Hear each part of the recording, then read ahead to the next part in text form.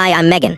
Today I'm going to read you the story of Laura, which is titled like this. My parents chose my sister's dinner instead of my birthday, so I used my savings to buy a country house. I posted the photos, the best gift for myself. They called immediately, "You need to give this house to Sophie." My answer. Well, let's go. So here I am, Laura, 35 years old, and I just went through the messiest divorce you can imagine. Yeah, I know what you're thinking, another woman whining about her ex. But trust me, this story gets way worse before it gets better. I work as a financial director at this big company downtown. Good job, decent money, the whole package. But apparently that doesn't matter to some people. My ex has been cheating on me multiple times with multiple women. When I finally caught him red-handed, I was done. Filed for divorce immediately. My parents completely flipped out when I told them I was divorcing James. "Laura, you're being ridiculous," my mom said over the phone. "He makes most of the money in your family. You live off his income." "Mom, I literally make 6 figures. I'm a financial director. Don't exaggerate, honey. James told us about your little office job." Little office job, I wanted to scream, but this wasn't new. My parents never listened to me about anything. They always thought my younger sister Sophie was the golden child. Growing up, it was obvious who the favorite was. When Sophie was 7 and I was 15, she broke my laptop by spilling juice on it. My parents bought her a new tablet the same day because she felt bad.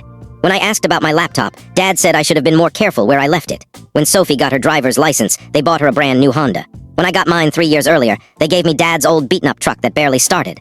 Sophie got into an okay college with mediocre grades. They threw her a huge party and paid for everything. I got into a better school with a partial scholarship.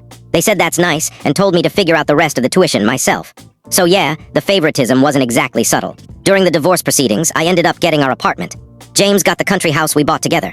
It was fair. I'd put more money down on the apartment anyway, even though James always acted like he paid for everything. But my parents lost their minds over this too. "How could you give him a country house?" Mom screamed at me. "We love spending weekends there." James used to invite them over all the time, and they'd sit on the deck drinking wine and talking about how wonderful he was. "Now we can't go to the house anymore," Dad complained. "Thanks a lot, Laura. You could visit me at the apartment instead," I suggested. Mom snorted, "It's not the same. That house has a pool and a garden. Your apartment is just an apartment."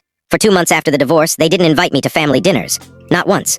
Sophie would post pictures on Instagram of her, Mom, and Dad at their dining room table, all smiling and laughing. The caption would be something like "family dinner night," and I wasn't in any of them. When I finally got invited back, Mom made sure to let me know how disappointed she was in me.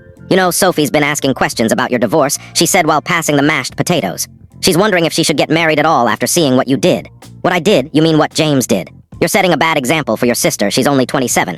She doesn't need to see you throwing away a perfectly good marriage." Sophie just sat there smirking. She didn't say anything, but I could tell she was enjoying this. She always enjoyed it when I got in trouble.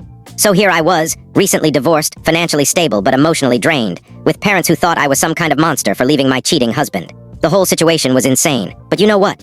I was starting to feel better about my life. I had my own place, a job I was good at, and friends who actually supported me. The apartment was nice, and for the Please like and subscribe Meesha's Revenge for new stories.